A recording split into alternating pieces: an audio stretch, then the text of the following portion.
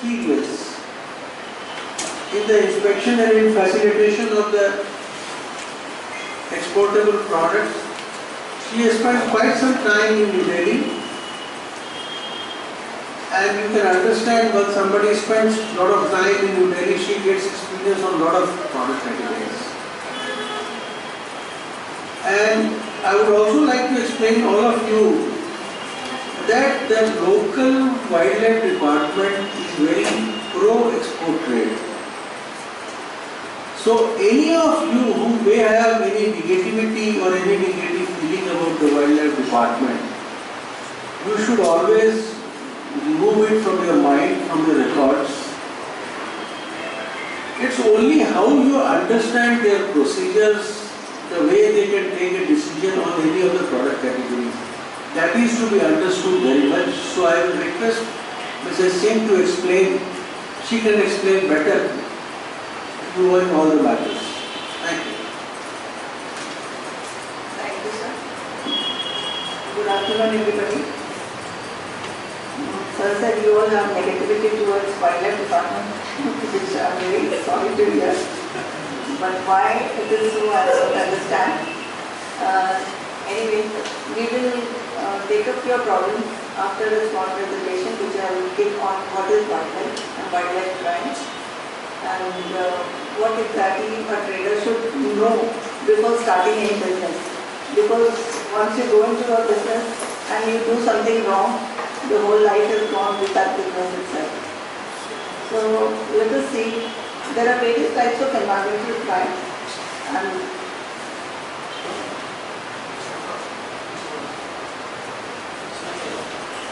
these are environmental crimes, but we, addressing the exporters or the traders, would restrict ourselves to the illegal trade in endangered species. And that is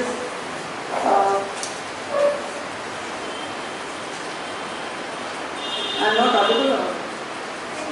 I'm from the Wildlife Crime Control Bureau, and we have various mandates, of which the international trade, the implementation of obligations under the various international conventions and protocols that are in force at present, or which may be ratified or acceded to by India in future, is to be implemented by us. So what is a wildlife crime? You know what is wildlife?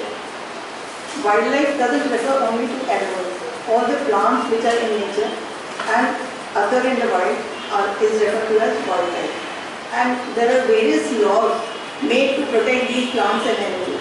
And when these laws are violated, it is referred to as a crime. Then it becomes a wildlife crime. We in India we are entrusted with Wildlife Protection Act. The provisions of Wildlife Protection Act are implemented by us. And internationally, we have the convention CITES, which you can see. This logo was made by India. This is an elephant. They have embedded some plants and animals photographs into it.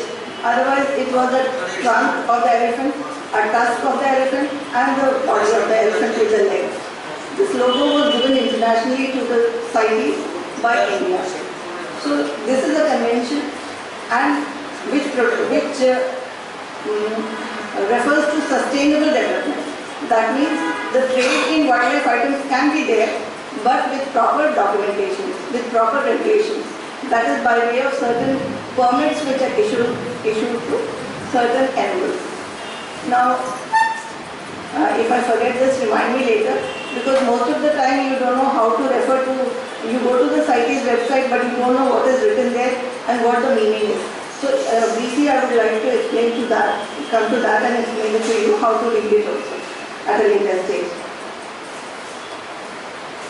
So in the CITES organization, in India, we have 4 regional offices, that is at Delhi, Bombay, Calcutta and Chennai. And it is implemented at all the international airports, all the custom points, that is wherever there is international transaction, our office is there, and custom refers the samples Wherever we are not they are not able to reach us, samples are sent to us because our infrastructure and the staff strength is very less. So we cater to the eastern region sitting at Kolkata, may it be the northeast or Bihar. Up to Bihar, we perform all the 10 states of the eastern region. These are our scientific authorities. They are designated under CITES. And being in Kolkata, you all are, I should say, very benefited, because if we catch hold of something, we can run to ZSI, BSI quickly and ask them whether it is a prohibited item or not. So you can have a much quicker, much faster reply from us. Whereas those people sitting in Delhi, Mumbai, they have to send samples to ZSI, which it takes even longer. So this is one place where you are benefited being in Kolkata. When this wildlife crime control began, Mr. Jairam Ramesh, he was our minister, and he also made a lot of efforts, being a very nice person, taking into consideration the enforcement part, and he came to our office and began this. We have done several seizures at the Delhi airport also while I was posted there. Do you recognize something like this? This is sea cucumber. Okay, there are several types of sea cucumber. This was being served in Taj Hotel. So this is also a prohibited item, and in your ITCHS, it is written as beach dinner. It is not written sea cucumber anywhere. It is BECH-DE-MER, beach dinner. Okay, this is prohibited. You should not be eating it because it is in the Wildlife Protection Act. Then we have also seen several birds, snakes, which are being carried because they don't produce any noise when you carry these turtles and tortoises. They don't produce noise, so it is easy to carry them across. These are some of the major wildlife items in trade. Just have a look at it. So whenever you come across anything like a coral, butterflies or antlers, or in formulation also, then you are sending some also. So if you don't have a Wildlife Protection Act, behind the ITCHS, a complete list is given of what species is covered under the Wildlife Protection Act. So you can refer to those species. But these shells, the red ones, can land you in jail for 7 years.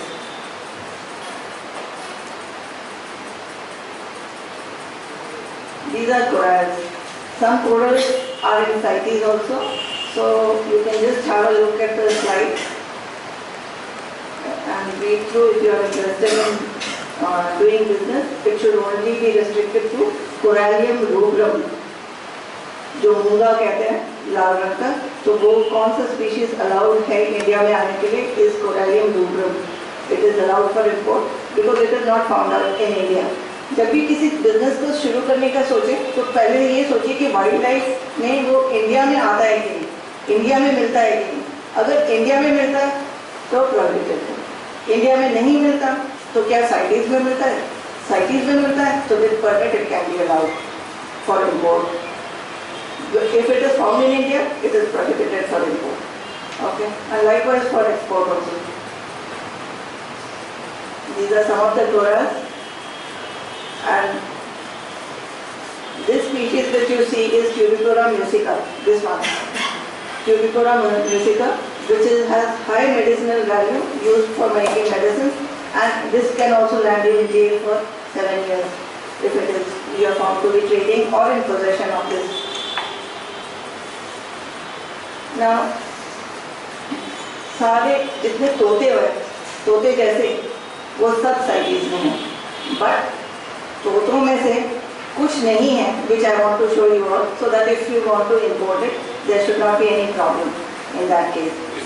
Yeah. Is macaw a prohibited species for import? Because nowadays people are also hatching it. It's not that they're breeding it domestically. Okay, macaw. First, if you are thinking of macaw, first you should know whether is it an indigenous species of India? No, it is not an Indian species. So you can import it. But there are other restrictions like it is in CITES. So you should have a CITES permit. Secondly, you should have a DGFT license because everything, all live animals import require a DGFT license. All live animals. So some of the parrots or parakeets, I should say, which you can bring in and which India is trading in, many of the places you see और कहते हैं कि अरे बड़े वाले कुछ नहीं करते, यहाँ पे पड़ा हुआ है और हमारा एक पंख टोक दिया ऑस्ट्रिच वाला. तो ऐसा है कि जैसे लव बर्ड्स हैं, it is not in CITES, so you can bring in. बजरीगर है जो हम कुछ नहीं कर सकते because it is not an Indian species, it is an exotic species. Okay. Likewise, Nympicus hollandicus, cockatiel कहते हैं इसको, ये भी CITES में नहीं है.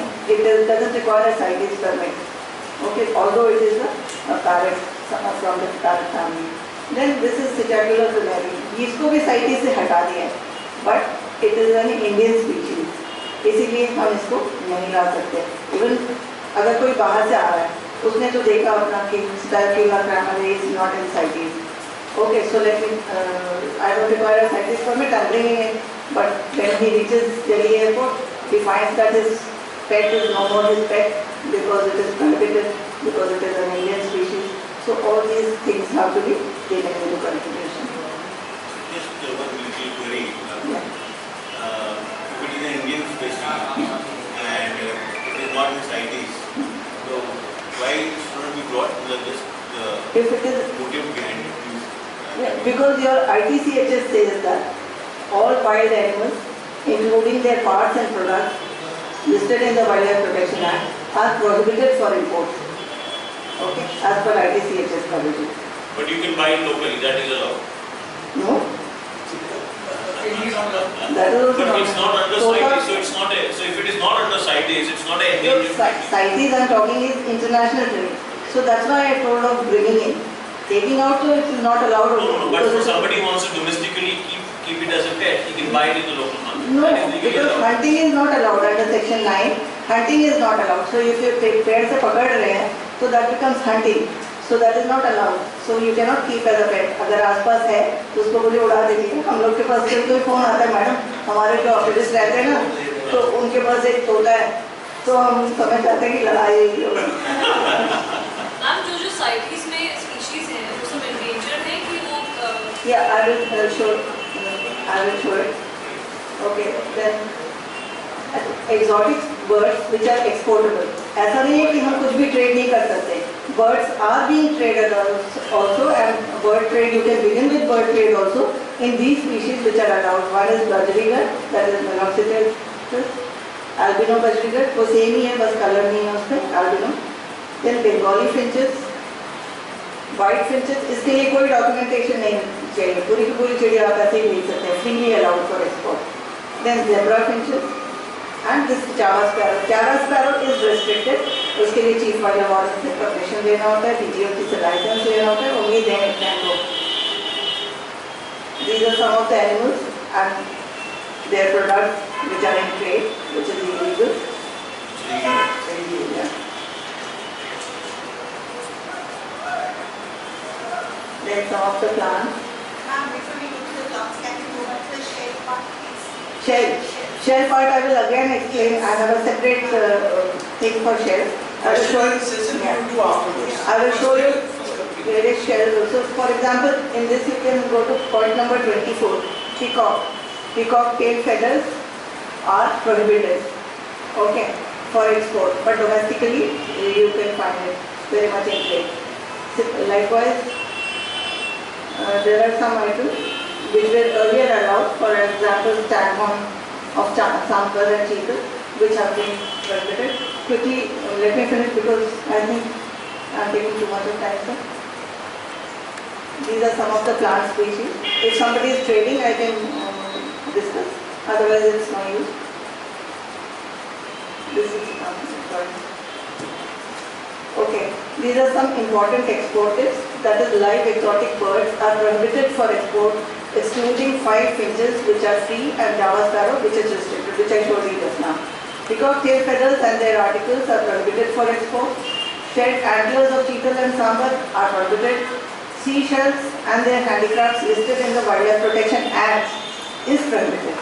Seeds, for example, seeds of all forestry species and many others are restricted for export. So even when you are sending seeds, you should consult the ITCHS. Then there are 29 plants listed in chapter 12, which are prohibited if taken from the wild. That is if you are taking from the forest. Others need documentation as per ITCHS, that is the DFO or the District Agriculture Officer gives his certification, then it can go. Then all wild animals, the last line, including their parts and products, are prohibited for export except those accompanying ownership. Product in the international market, whosoever is the operator need to provide the information that of what is the product. You have to provide the complete product description, what is the species they have made the product from, what is its country of harvest, what is the quantity, what is the supplier, who is the customer, and are they complying with the applicable legislation.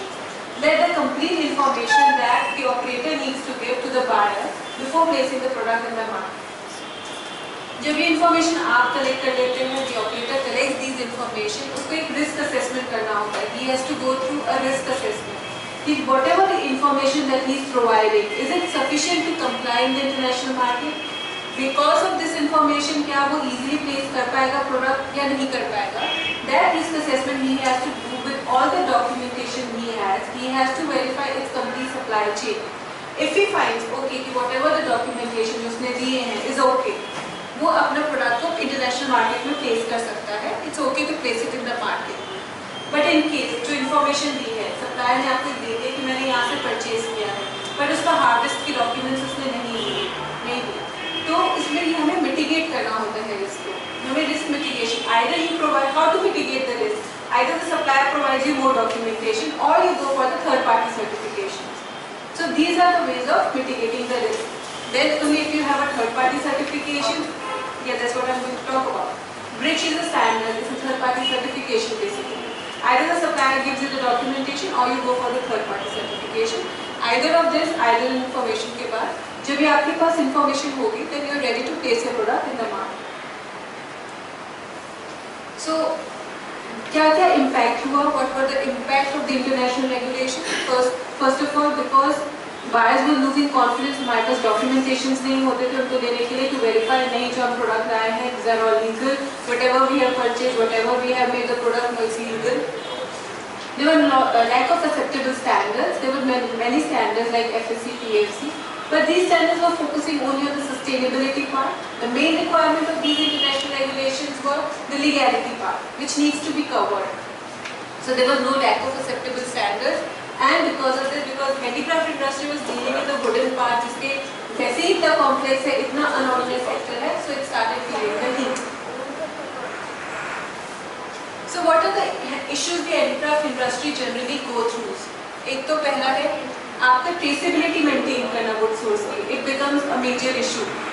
इसकी complete chain of custody बनाना बहुत issue हो जाता है because आप different species के साथ deal करते हैं, आपके different suppliers होते हैं. उनकी ट्रेसिबिलिटी मेंटेन करना इतने अनऑर्गेनाइज्ड सेक्टर में it becomes very difficult. फिर there are different regulations, Lacey act है, आपका EUTR है, सेंट पीटर्सबर्ग है, उनके सबकी कंप्लायंसेस को देखना. बस बिकॉज क्या मैं इस एक्ट के साथ कंप्लायंस कर रहा हूँ या मैं इस रेगुलेशन के साथ मीटअप कर रहा हूँ, because of different suppliers, different species, it's becoming very complex. But then the complexity of supply chain, as I said, you deal with the different species, with different suppliers. There was a complexity in the supply chain. There was not a market access. आपके risk management, आपके different markets होती हैं, उनके risk अलग-अलग होते हैं. So it was becoming very difficult for the handicraft industry to deal with the different regulations. So as I talked about, there is no presently EUTR किसी को third party certification नहीं, आप मुझे FSC ला के दो या PFC ला के दो, वो उस चीज़ के लिए नहीं बोलता. वो कहता है मुझे थर्ड सर्टिफिकेशन ला के दो कि जो भी आप मटीरियल में, whatever material you are dealing with should be legal. Therefore, they require a timber legality assessment scheme only for the handicraft industry. तो specifically handicraft industry की complexity को ध्यान में रख के बनेगी वो. Therefore, there was a need. So because the EPCH people started talking, the handicraft industry started talking, and they came up with their own scheme. Yes, we need a scheme for the handicraft industry, only for the handicraft industry people, to combat the different international regulations required.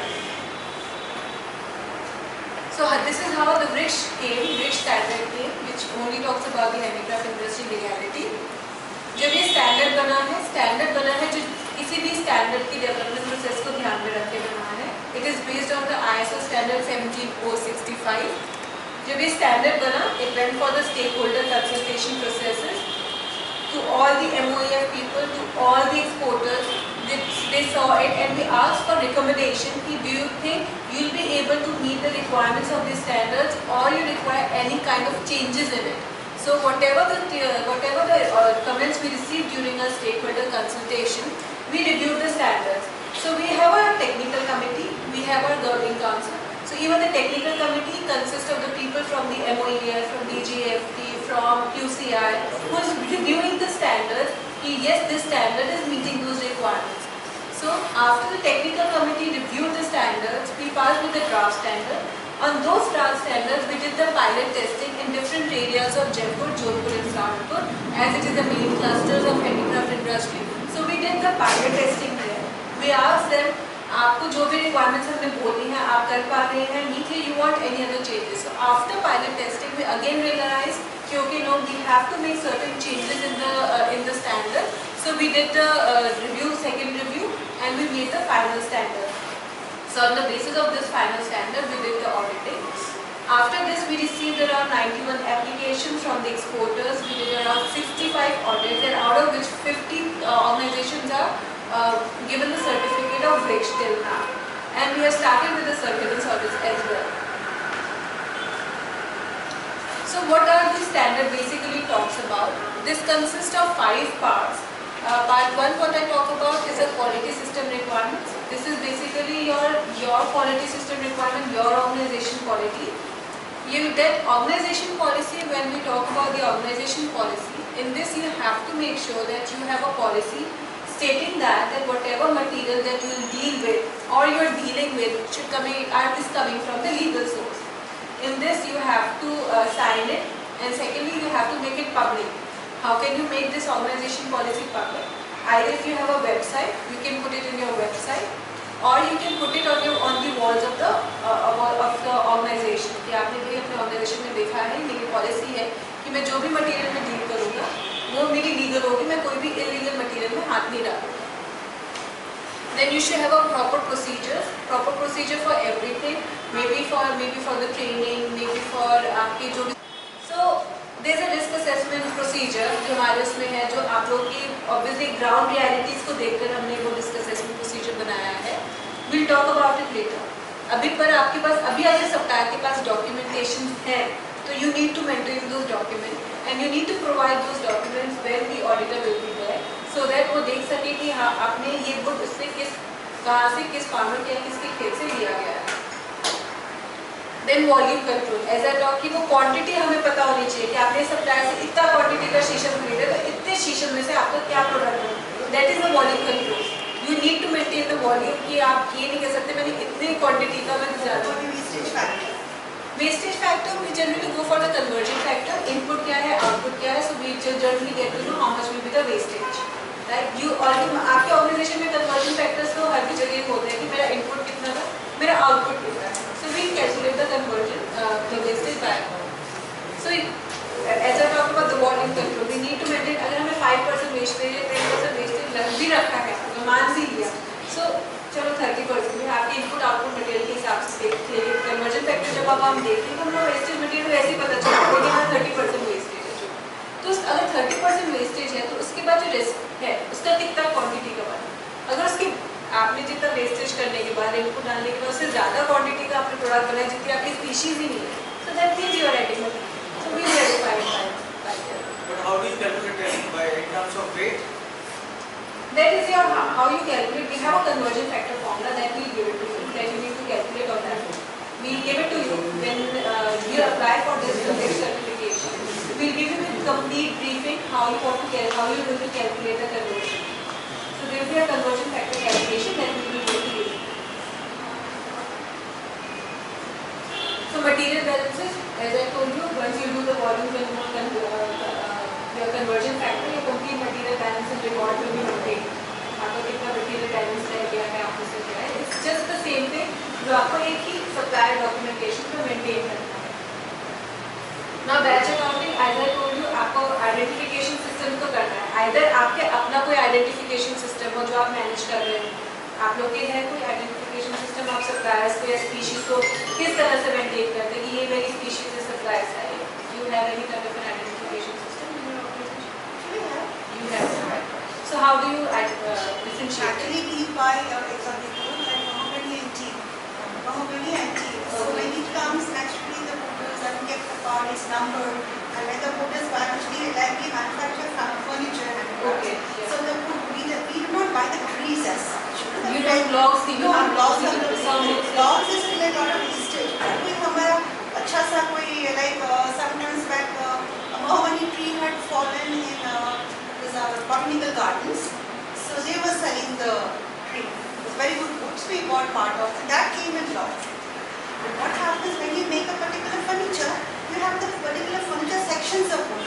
अगर वो section में आप नहीं खरीदोगे तो आपको बहुत wastage होगा और उतना सेक्शन लॉग खरीद के उसको सेक्शन निकाल के फिर फर्नीचर बनाना ये हमें लेबर कॉस्ट में So how do you identify? So by coding, color codes. Yes, of course. So that's what I'm talking. You must be having your own system. Yeah, and you buy mahogany, so also with a tree that has different parts. You know, the main log, main trunk.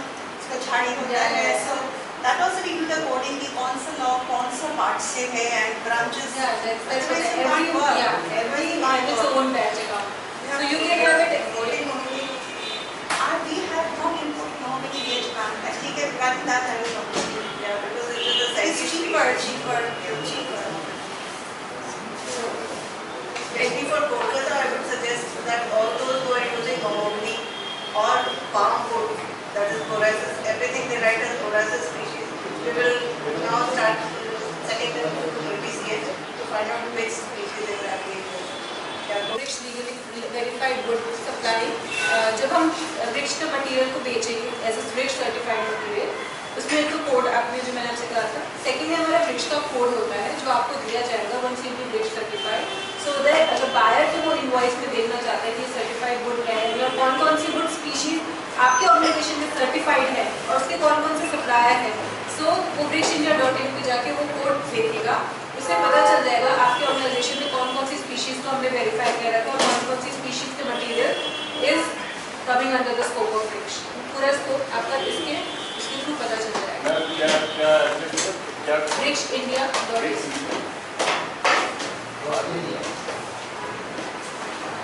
Now part 5, risk assessment and mitigation program. As I told you, आपके जो suppliers होते हैं जो नहीं provide कर सकते, वो कह सकते हैं कि भाई हमने इस फार्मर की लकड़ी वहाँ से खरीदी है, वो डॉक्यूमेंटेशन नहीं देना चाहते या वो मेहनत ही नहीं करना चाहते कि मैं डॉक्यूमेंटेशन वो उन्होंने खरीदा उनकी अपनी फीलिंग होती है. तो इन दैट केस अगर वो बताते हैं कि मैंने इस फार्मर के यहाँ से खरीदी है, यहाँ से हार्वेस्ट की है, so anybody you have to have your own risk assessment program in your organization. So what in this we are focusing is your organization, your benefit. आपने कोई एफर्ट जो लिया है to maintain the traceability. तो इसमें आपके यहाँ से कोई भी जाएगा फील्ड में, फील्ड वेरिफिकेशन प्रोग्राम होएगा. इस फील्ड वेरिफिकेशन प्रोग्राम में वो जिसको भी बताएगा कि मैंने इस फार्मर के यहाँ से लकड़ी खरीदी, वो वहाँ जाएगा, वेरीफाई करेगा, पूछेगा और उससे रिटर्न कंसेंट आपके यहाँ से आएगा कि I have verified that yes this would has been purchased from this farmer. Yes from this. ऐसे वो फोटो खींचना चाहे वो फोटो खींच सकते हैं या आपके यहाँ से जो भी लिख कर दें कि yes we have verified, we have verification program है.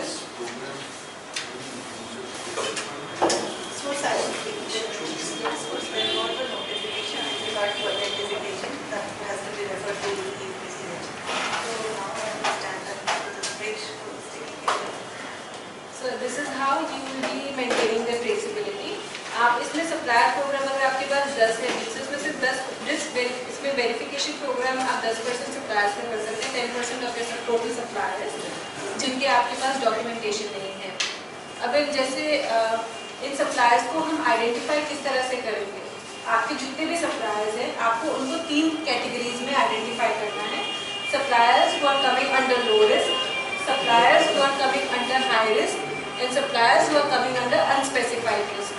Suppliers who are coming under low risk are those suppliers which are providing you complete traceability documentation. मतलब गवर्नमेंट ऑक्शन से लिया है तो FSC सर्टिफाइड लिया है या कुछ मटेरियल जिसमें आपकी पूरी ट्रेसेबिलिटी मेंटेन हो रही है, आप उसे लो रिस्क कंसीडर करेंगे। और लो रिस्क के अगेंस्ट जो भी गवर्नमेंट ऑक्शन रिलेटेड है, FSC सर्टिफाइड है, जो भी उसके अगेंस्ट डॉक्यूमेंटेशन आप प्रोड्यूस करेंगे कि why I have stated them the low risk. Any suppliers coming under high risk are those suppliers जो आपको कोई भी किसी तरह की ट्रेसेबिलिटी नहीं प्रोवाइड कर सकते, उनको हम रिस्क के अंदर नहीं लेते हैं, because that means they are dealing with illegal material, क्योंकि उनके पास कोई ट्रेसेबिलिटी नहीं है। So we are not taking those suppliers under high risk. Then we are going to categorize the suppliers under unspecified are those जो एक supplier के पास documentation दे रहा है, वो आपको बता रहा है कि मैंने कहाँ से लकड़ी दी है, पर वो खुद आके वो डॉक्यूमेंटेशन नहीं दे रहा है। उसको पता है, उसने बता दिया, वो डॉक्यूमेंटेशन नहीं दे रहा है। आपके पास एक आपके अंदर जब से वो आपके पास आपकी स्पीशीज अंदर आया तब तक आपके पास ट्रेल है, बट हार्वेस्ट तक की डॉक्यूमेंटेशन है, पर आपको पता है कहाँ से आई है। सो इन दोज केस जो अनस्पेसिफाइड सप्लायर्स हैं, जिनको आप अनस्पेसिफाइड सप्लायर्स कंसिडर कर रहे हो, उनके लिए आपके रिस्क फील्ड वेरिफिकेशन प्रोग्राम हम करेंगे। Sometimes we buy old products, so like the fed beams of houses. Sorry? We buy old products, like the fed beams of houses. Reclaim material. Recycle. Recycle. Recycle. So recycled material doesn't come under the prerogative of the international regulations. But there is no regulations actually supporting your recycled material. There is no regulation, but you have to obviously give the documentation From where the material is. from the where the materials is. If you are considering the recycled material, then how? Because this recycled material में कुछ changes होते हैं, you have to give those documentation. But as such, UTR recycled को इतना problem नहीं करता है. What is the high risk? You want to get certification for high risk. We don't give any certification for those suppliers. Which cannot be No. Because अगर उनकी traceability नहीं है, वो कहते हैं हमें नहीं पता, हमने भी रात को हमारे पास लकड़ी का वो आता है, ट्रक आता है, वो छोड़ जाता है लकड़ी, हम उसको छोड़ते हैं, इसके बाद से उसको डॉक्यूमेंटेशन ही नहीं है। The forest harvesting is very dicey now.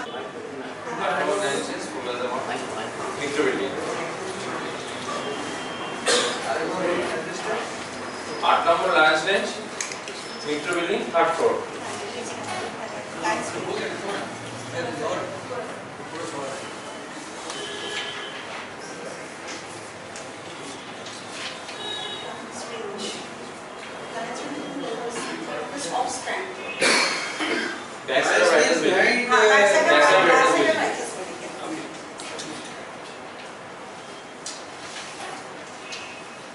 आप लोगों के मन में बहुत सारे सवाल हो सकता हो, भाई आप जो बिल ले रहे हैं, आप जो कागज ले रहे हैं, वो सही है कि नहीं है, और अगर उसको कोई डिफिकल्टी आ रही है तो कैसे, क्योंकि she has lot of experience where you have problem of buying the wood from the rural areas, तो she will be able to provide you lot of solutions.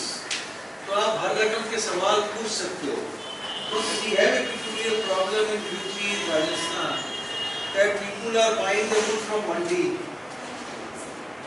और फिर उसकी डॉक्यूमेंटेशन कैसे सही कराई जाए।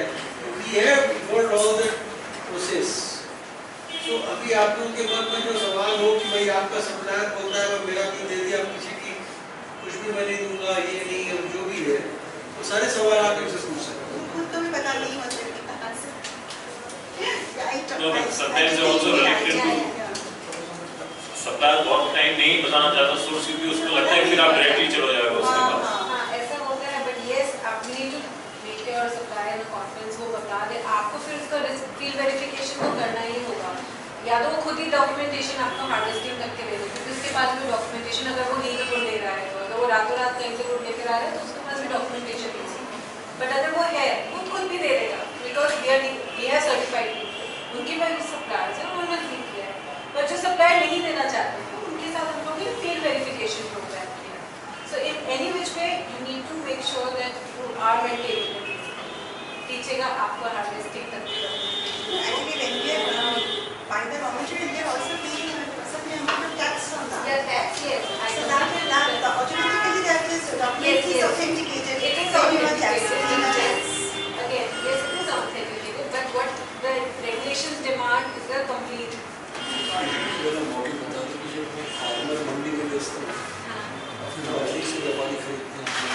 Farmer. यहाँ पे है क्या ये बताएंगे आपके पास यूपी थे फार्मर का loss package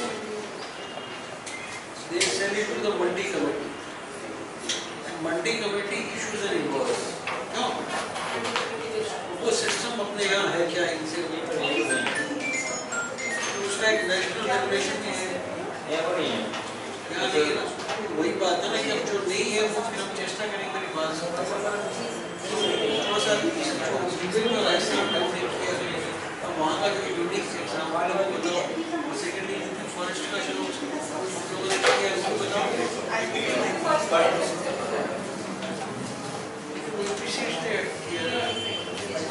certification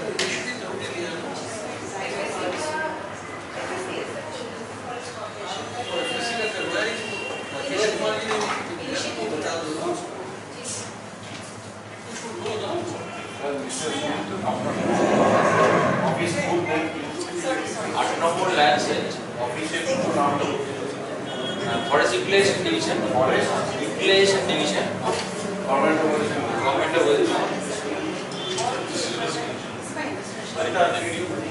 problem is when there is a minor forest product which is being collected with the convenience to local people residing nearby the forest, and it's a panchayat certificate. By times we see that those materials are legal or maybe illegal.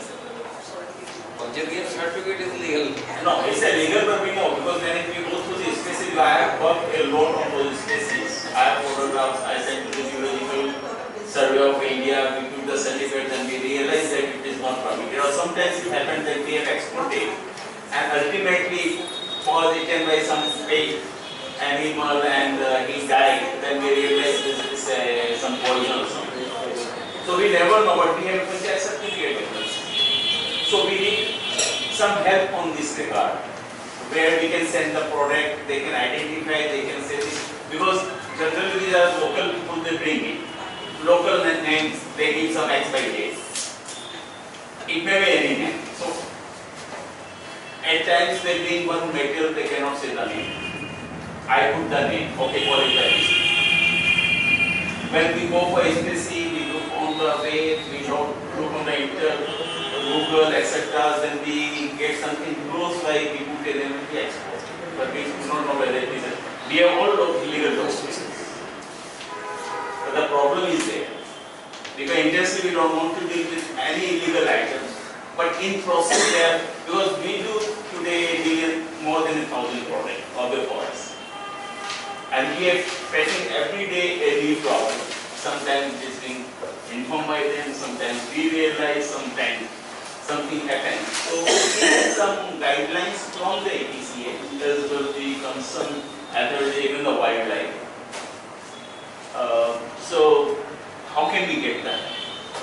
At first, before collecting the material, you should go there, regional division office, regional forest office. Before collecting the material, you should go the local division forest office. No, this is the process is like we collect a lot of material. Okay. Because it's a decorative item. So it is the first thing what we choose is how it looks like and what we can do. We say okay with that. We place a small order, sample order. We make the product. So before collecting the material, you should go there divisional forest office, and after that they give you the direction what process you have followed. Then can you have a central office of those divisional office? Maybe every district have an office, divisional forest office. There are hundreds of items. So every time you go there, Because I am located mainly in Boutique. You want to give a list from them, this item I have collected from them, this area, and they have, after that they get the idea what procedure they are following. If you are collecting the material, you give him some name, 1, 2, 3, 4, 5, 6, and then after that go that you go to your provisional Because bill. for an example, a very small thing. He can very well ask for the advance, there is nothing wrong, but whether he gets the advance or not depends upon the demand for his product and the trust and the confidence of the buyer on his ability to execute the order. Depends upon his reputation whether he will give the advance or not. Assuming that ultimate buyer, he trusts him and he is an old buyer, he trusts his ability in execution of the order in time and his quality has got very good demand in the market, he agrees that okay, I am going to give you some advance. The amount of advance has got to be quantified. If the total amount is $200,000 for our understanding, we have just taken, it is an example, $200,000. Depending upon whether how much the buyer wants his product, I mean how serious he is. Supposing he says, no, I want this product only, then this gentleman, the seller may say, give me 100% advance. If the buyer wants, he has to give 100% advance. But supposing the buyer says, no, I cannot give 100% advance, because my money will be blocked, and it will be a sort of donation unless the goods are executed. Yesterday we discussed. Then he may say, okay, give me at least 25% advance, let us say. So 25% advance means it is $50,000. He gets $50,000 in advance, starts procuring the materials, executes the order, shipment goes. After that, this gentleman has to prepare the set of documents and give it to the bank. I have got a special and separate class on documentation, and in fact I have today borrowed some of the sample documents. In case time permits, I will show. Otherwise some other day we are going to have it. What are the documentations, what are the documents to be prepared, and that's a separate session on that, we are going to have it. Meanwhile, let us answer his question that he prepares the document. When he prepares the document, he will draw the invoice. In the invoice, he will write the total value of the goods, 200,000, less advance received 50,000, balance due 150,000. Now, if this balance due, as per the contract of sale, if it is payable on demand of site, then his buyer has to pay immediately.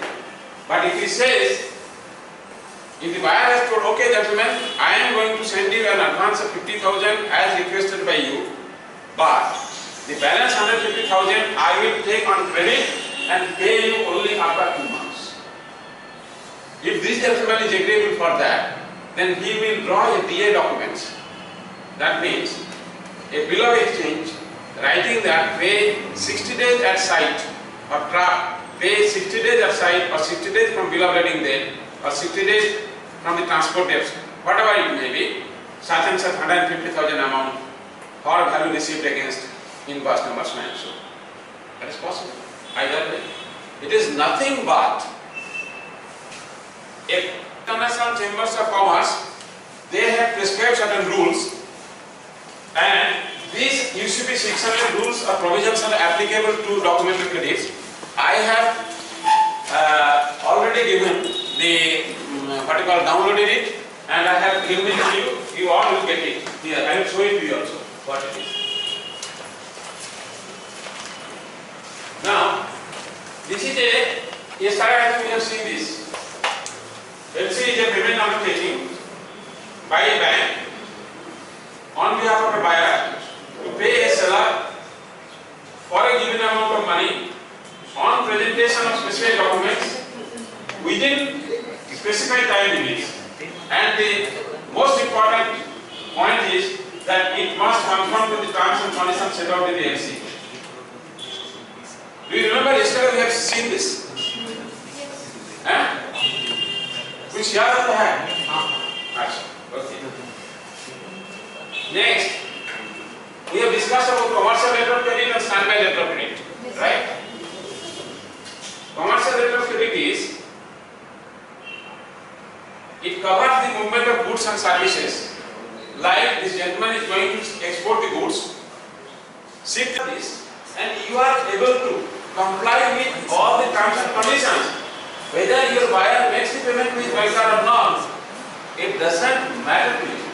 You are not bothered about that. You get the payment from the LCC. Whether it is primary or secondary, both No question of secondary. Secondary also bank. But please have your, conception clear. See, why you are asking for LC? Why? for assurance. For a sort of commitment from somebody who is not going to fail. Am I right? The buyer may fail. You don't trust the buyer, or even if you trust, you cannot get money from your bank. How many steps are there, you see? Life cycle of LC. If you are not satisfied with the LC cards, you ask for an amendment. The amendment is transmitted by the issuing bank to the advising bank. Then advising bank will communicate it to you. Again, you have the liberty to either accept the amendment or reject the amendment. Then what you do, you as an exporter present a set of documents to your bank.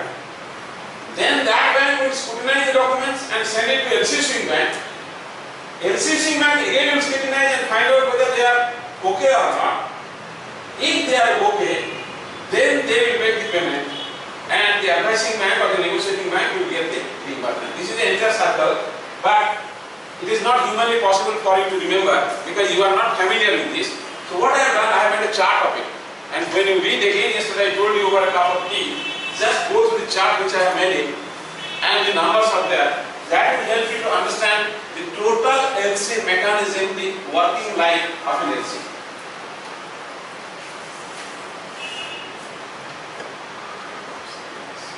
Before that, this slide says that ये LC क्या confirmed LC है क्या?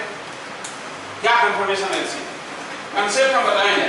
I'm just going to explain to you in brief the concept. What is called confirmed LC or not? You have got an LC from a bank in Nigeria. My friend has done a business in Nigeria. The bank in Nigeria has issued an LC for $25,000 that this gentleman has executed. Whether it is out of his own money or bank finance doesn't matter. Now, the document goes, shipment goes, the bank doesn't make it. What happens? Like, you know the reputation of the exporter. When you are getting an LC, your bank will tell you what is the standing of the particular bank when you open this LC.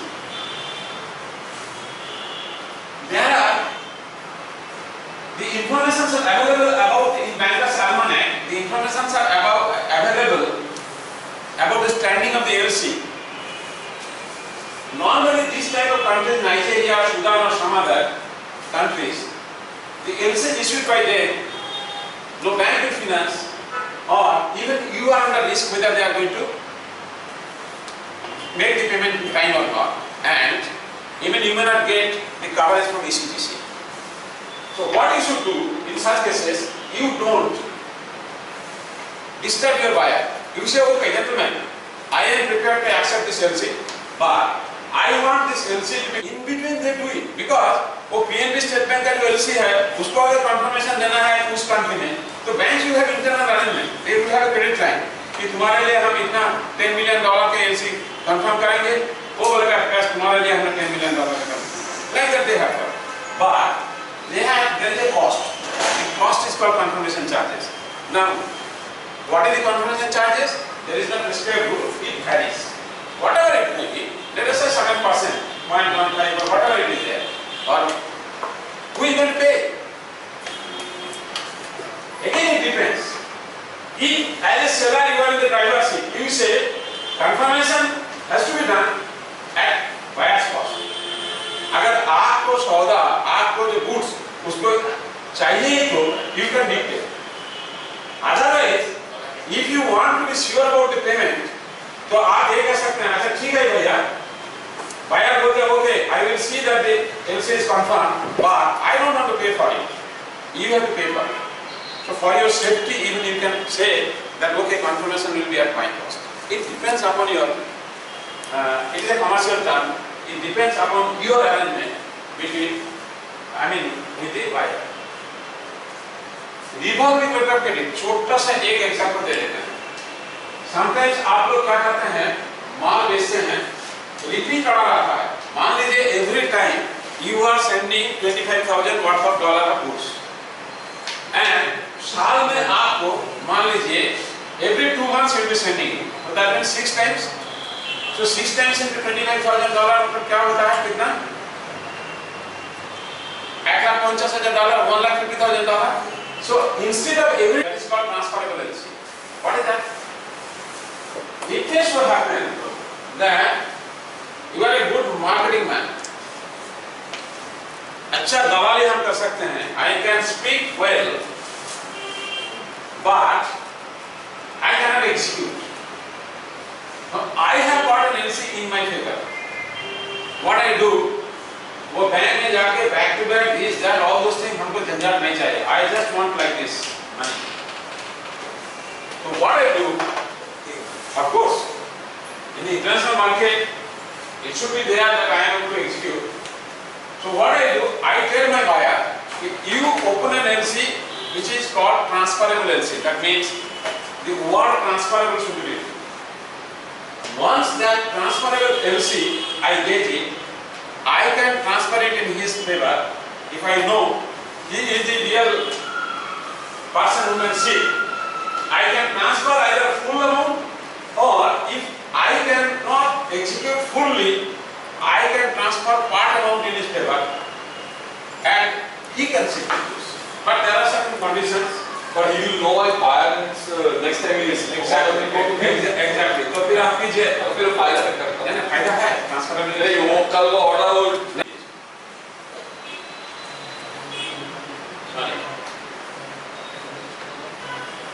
Now there are other variations.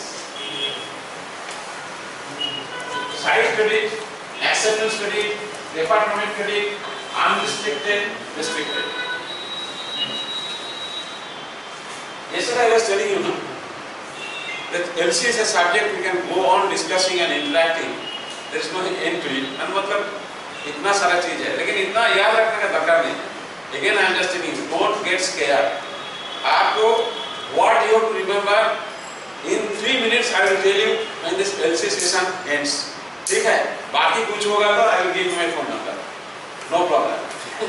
आपको पूरा तो in this side no problem. जब से business ही का फायदा. एक second business होता है, लेकिन जो business खुद से पाल रहा. Don't be so much pessimistic. Others are there. No, I am very optimistic. Okay. That is called side credit.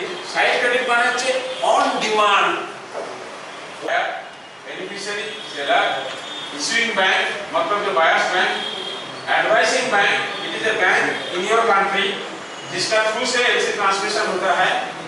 Nominated bank, that means LC अगर restricted हो गया तो that bank is called nominated bank. Conferring bank, I have already told. A reimbursing bank मतलब क्या होता है?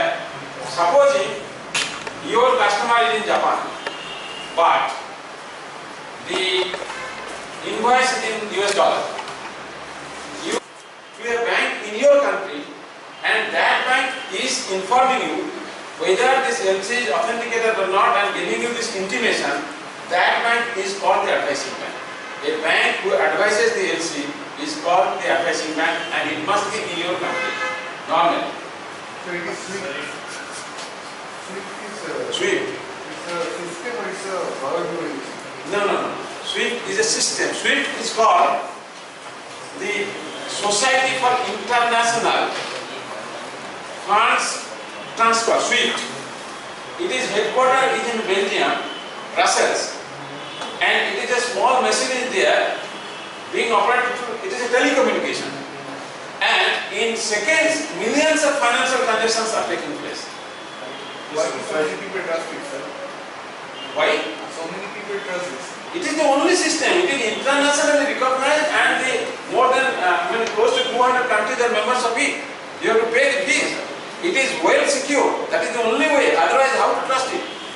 But otherwise, what will happen? You know, they will send it by mail. Then somebody has to see the signature whether it is agrees or not. But here, what is happening? Just your internet banking password system is there. Here also safety measures are there. And the safety measures are tremendous. You can't just believe it. I will show you some presentations of SWIFT also. Then you will understand. Sir, Society for International. I am coming to you. I am showing a slide on that. Why you are saying? I just it came to my mind. I think there was some deal between India and Iran. Okay. That Iran was barred from using SWIFT because there were certain restrictions. And one bank in I think United Bank, they had to become this authorizing bank. No, that's UCO Bank. Oh, sorry, UCO Bank. Yeah. No. It is something different. What you told is partially. They were not banned. The SWIFT did not ban it. It was something different. I will just tell you what it was. Right? Let me just complete this. I will come to you. That may be a very good piece of information. The point he has raised. I will explain it to you. Now, how many parties are involved? Contractual obligation. That is what I am just trying to say. Means LC is an instrument. It's a method of international settlement. Where you see it does not end up with the buyer and seller only. There are so many parties involved, so many types of contractual relationships which cannot be ignored.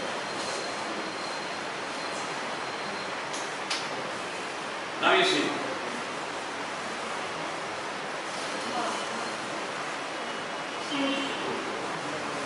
Is it visible? দেখা যাচ্ছে? Too complicated, sir. Nah, everything just follow. You just see the numbers and then you tell me is it complicated or not.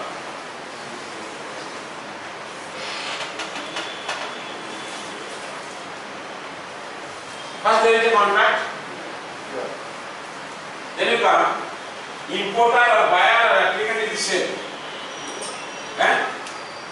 আমি আমার পয়েন্টারটা আনি কালকে ওকে আমি এখানে আসছি এটা contract between the buyer and seller, am I right?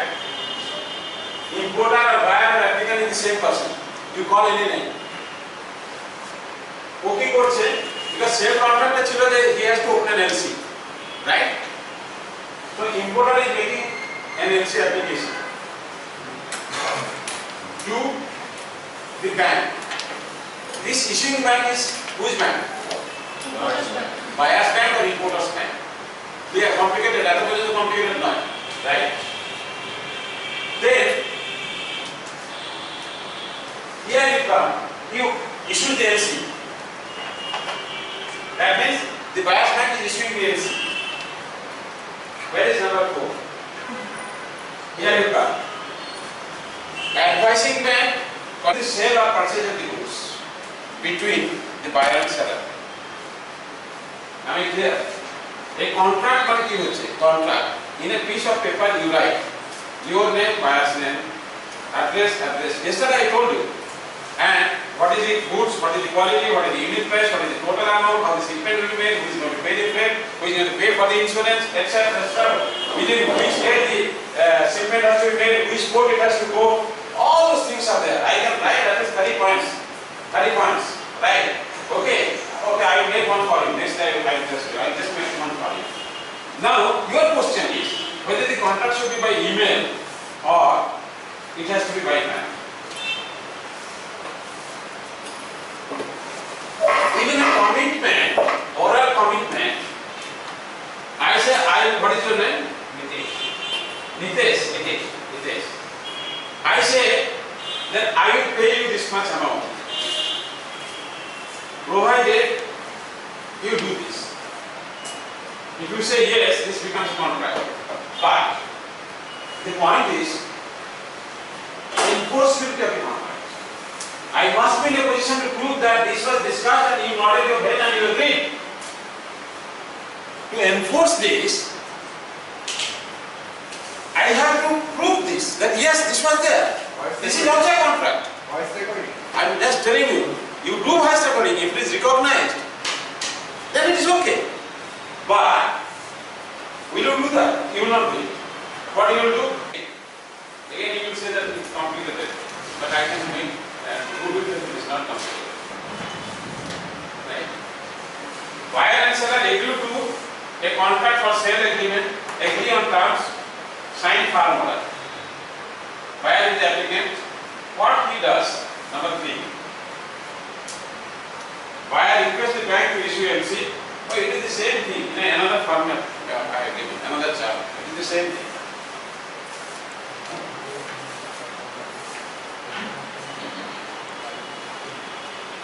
Is there any risk in LC? LC means it is the banker's commitment. Is there any risk? Yes. There are 2 risks as I perceive. One is documentation risk, another is transfer of LC risk.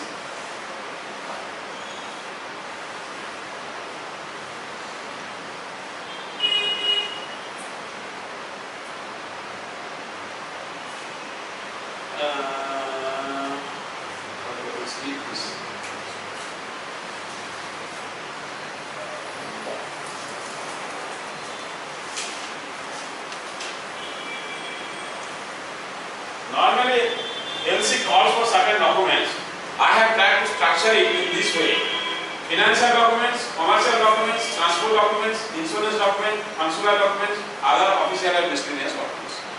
I have just tried to structure it in this way so that you remember it well. What is the consular? Consular. There are some countries, like I will give you Canada. Even Middle East also you will find. They will ask for Canada, if you are going to export something, they will ask for a consular invoice, like that. So it is a structured format is there, and that has got to be outlined by the consulate of that something called sweet Phillips, and then you forget it.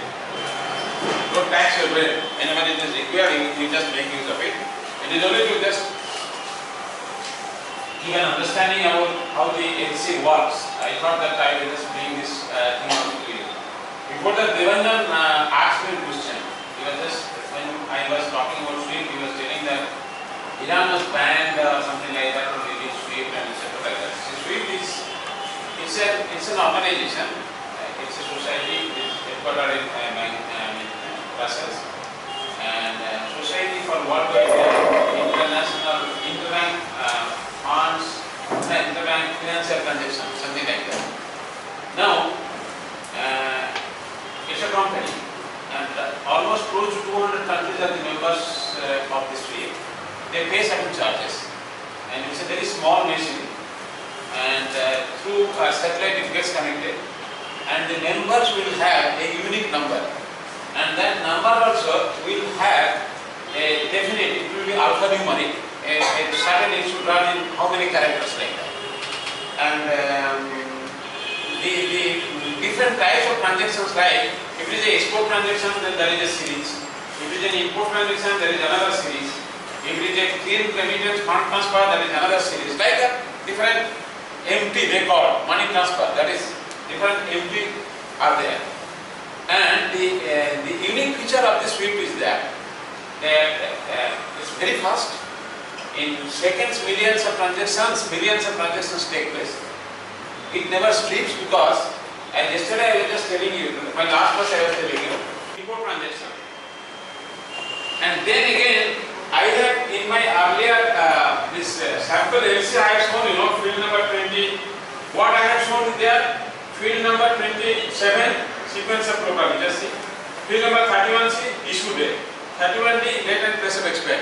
The same things you will get here, because these are all the structured mandatory fields to be used by any user of SWIFT.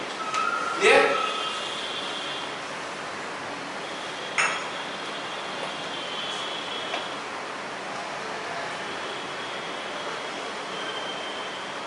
Like if it is a documentary collection, आप देखिए, right side में everything is written. type of entries to be used. These are all basically the banks, they know it, but over a period of time I have seen when the customers, when they handle it, they also become aware of it and they start questioning on if it is not properly received like that. So this is what I thought that I will just show it to you. This is about the sweet codes and other things. I will show it to you something now about, because since yesterday I have been telling you about the UCP 600.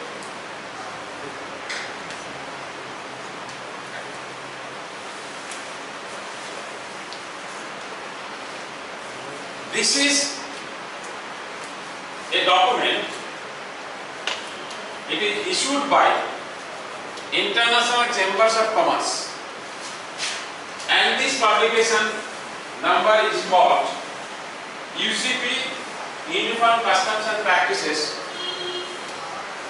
Actually it is called UCP DC, nowadays abbreviated they call it UCP 600. There are 39 articles. It covers the entire gamut of payments under international trade. If it is covered by a letter of credit.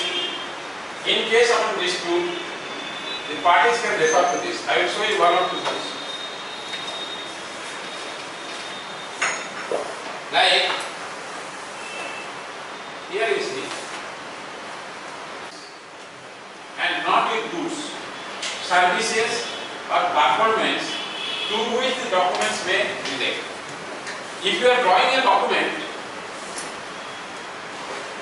then আমি আরো shipment করেছি ধরুন 30 packet, but actually আপনার 29 packet আছে কিন্তু লেখা আছে 30 packet. The bank যদি দেখে bill of lading it is written 30 packets, that is pakka.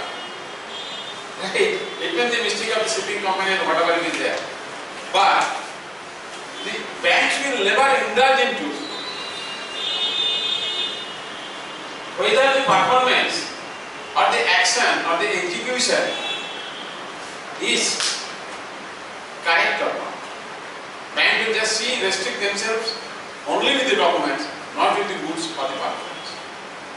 So, Reserve Government issued a master circular relating to export of goods and services, and that master circular contains various provisions regarding, exchange control provisions regarding the export rate.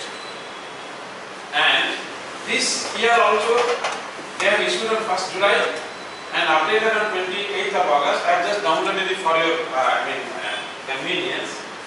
It is not a big thing that I have done it, you can also download. But still, here everything is given, and this is something which you must refer, because in no way you can do exports skipping or not knowing these provisions. In no way it is possible. But for your information, this you need not by heart. I have made some presentation, PPT, taking the main points from here, which you may refer. Slide. He was discussing something about faith. You know, yesterday I was just, as a matter of reference, I was telling that there are some countries from where Okay. ECGC, they have made those countries as caution listed, and you don't get the export insurance coverage from them. The countries like Nigeria, Sudan, this, that. Okay. Now here in this slide I will show it to you. You know, US dollar is one currency which is extensively used for invoicing in the international trade. That goes without doubt. Now in USA, there is a provision You must have heard it. Sanction country, sanction country, sanction country. What are they? The countries America doesn't like or they have got bad relations, you know.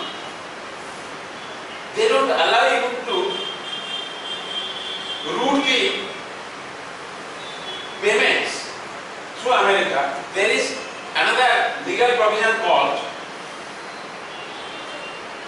OFAC, Office of Foreign Asset Control. What they do, there are some countries, let us say Afghanistan or Iran, जिनका साथ America का झगड़ा हुआ है, and they say we have imposed sanctions. If you are going to do any business in US dollar, what will happen? You are going to get the money from an Iranian bank. Now, if that Iranian bank payment has to come, it has to come by, through a bank in America, dollar. The moment they smell it, sense it, that it is in US dollar and coming from a restricted country, coming from a sanctioned country, automatically a report goes to the OFAC and the payment or the remittance get blocked.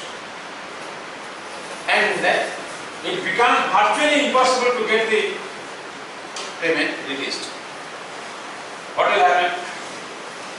As far as Iran is concerned, you know, we have a concept of ACU, Asian Clearing Union, where Iran also is a member.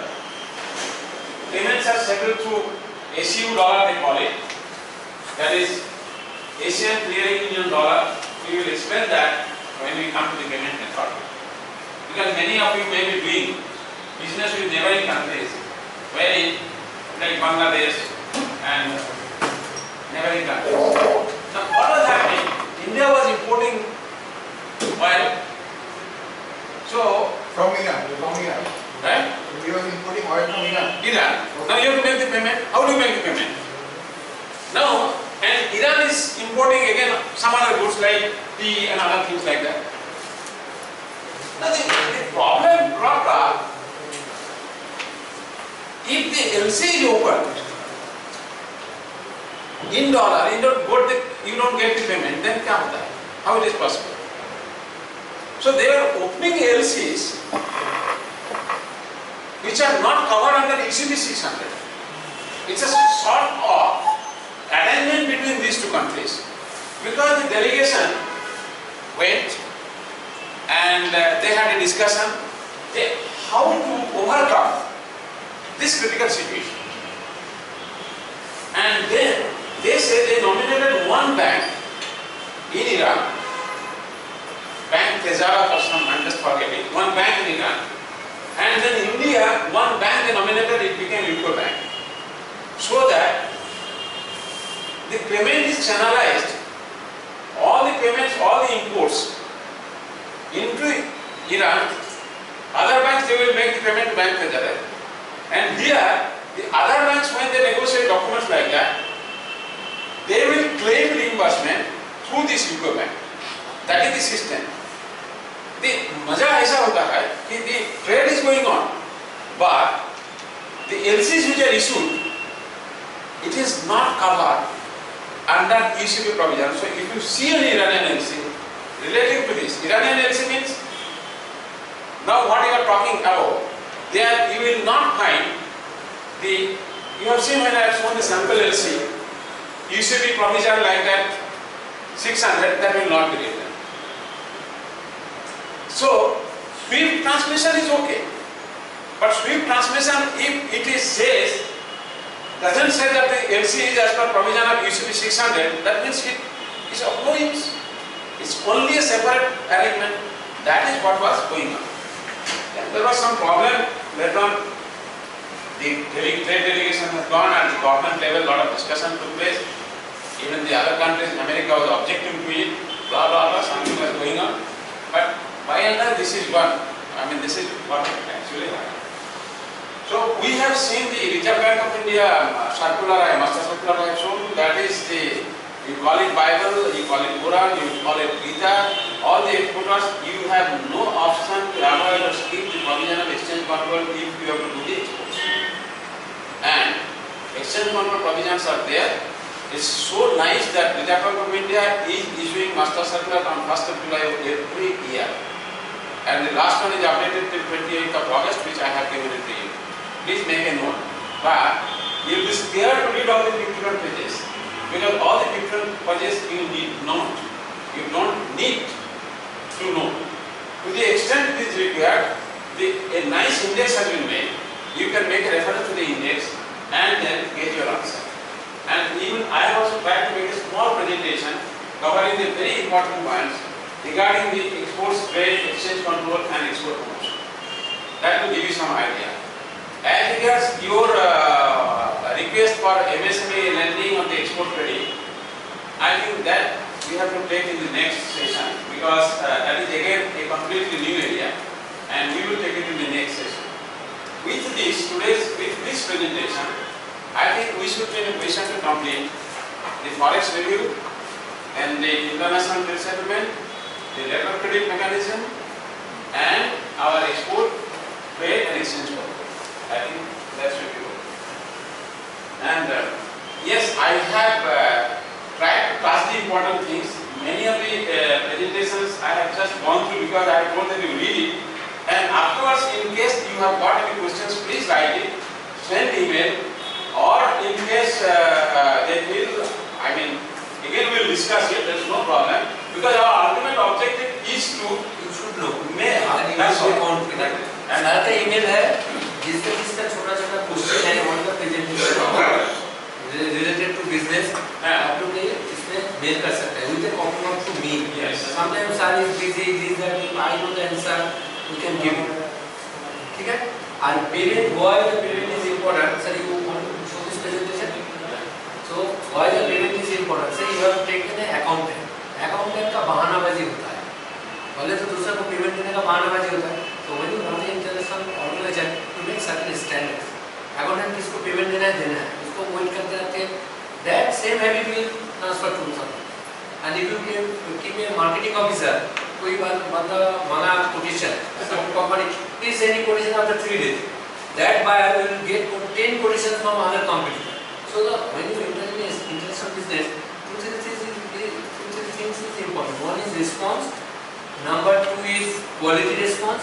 Number 3 is say right information what buyer has. Sometimes we respond, but after 7 days, what happens? The buyer find out some other vendor. Even in case of job, there is a deadline. So buyer का कुछ चाहिए किसी को देना है, so he has asked a catalog or product detail or quotation. You are sending it after 7 days. ये email habit है, they delay. Accountant भी है, वो बंदा को follow up लिखा, बैंक में update किया. अभी इंटरेस्ट में क्या होता है? They are not taking even the transaction of money. So money has come, accountant doesn't know. After 2 days he came to know, okay, your money has come in the bank. So today losses of say $2,000 equivalent money or $5,000 equivalent money is huge. So you have to understand the finance. As a business owner, you have to understand marketing, you have to understand finance, you have to understand HR, little bit, or little bit say out of 10, 7 level. If you below the 7 level, out of 10, you take some expertise suggestions, you take some consultants view, or you go to some friends office you learn. Otherwise, what will happen? You have 4, जैसे table का होता है ना, there are 4 legs. One leg is weak. You understand my point? Your marketing is good, your product is good, your finance is weak, your say follow up is weak. होता है ना? Table का जो 4 leg है, if 4 leg is strong, the table is strong. जो export business करता है normally उसका क्या होता है ना, बड़ा कंपनी से छोटा कंपनी का डिफरेंस कुछ नहीं है. छोटा भी अच्छा है, छोटा बड़ा कुछ नहीं है. उसको सिस्टम अच्छा होता है, वो अच्छे से सीखे, अच्छा. And skills will never get killed. हम एक बार स्टोरी बताएंगे एक भी, जिसका पास ट्रेनिंग है, ताकत है, वो दिखाता है. जिसका ताकत नहीं है, वो हिम्मत नहीं दिखाता. he has to take a different support. होता है ना? Anybody who has a good leg, he can walk.